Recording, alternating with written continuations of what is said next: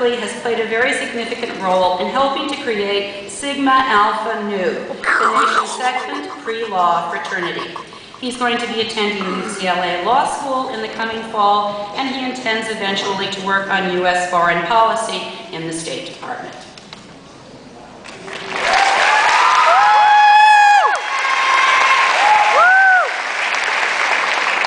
Sorry, they didn't install pockets in these gowns.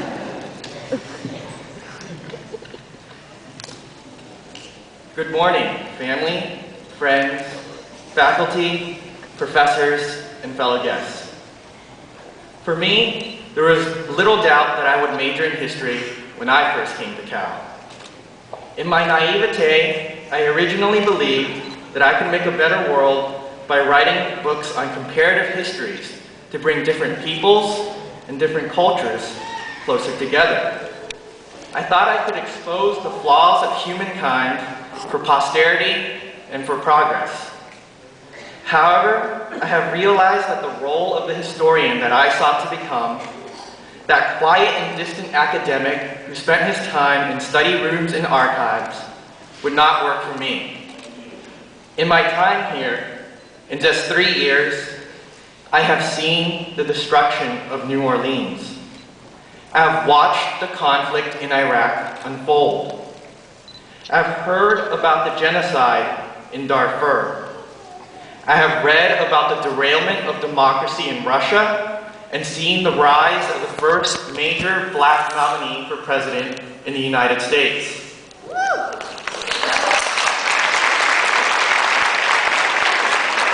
I have been shocked by the loss of thousands of lives from a cyclone in Myanmar, and have mourned the deaths of tens of thousands from an earthquake in China. Learning the methods of the historian at Cal has taught me the greatest lesson of my life. I can be a historian of the study room no more. I cannot stand idly by in the comfort of college, fully paid by my parents.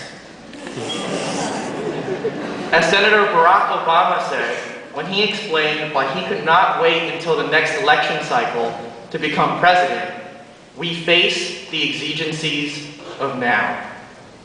Today, I graduate not just as a historian, but as an active participant in a national and global community. My time studying in the libraries, my efforts completing mundane assignments, my cramming for finals and midterms, that time comes to an end today. Now dawns the time to use the history that we have learned for direct and meaningful action. Now is the time not only to write about what has happened, but to participate in the world.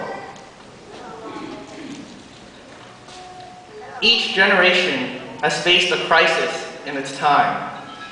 Our parents' generation presided over the era when humankind nearly destroyed itself during the Cuban Missile Crisis. And they presided over the severe decline in the economic status of the United States with the Vietnam War. But the events that a generation presides over do not determine the character of that generation. It is how they respond to such factors greater than themselves. In their time, our parents' generation responded to the threat of mutually assured destruction with an unprecedented, peaceful competition that brought us to the stars. They protested in record numbers to bring an end to the Vietnam War that was weakening the American international reputation and ruining the American economy. As I stand here today, I wonder, how will my generation respond to the problems it will face? What will be the character of my time? For my part, I have told you I can no longer play the role of the study room historian who tries to make indirect change from academic work. I've chosen to participate directly in the shaping of world events.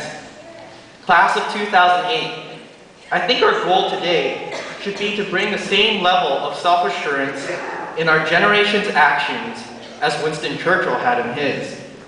He once said, with his commonly cocky and smug demeanor, that history will be kind to me, for I intend to write it.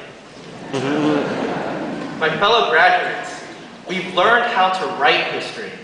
Now it is time for us to go make it. Thank you.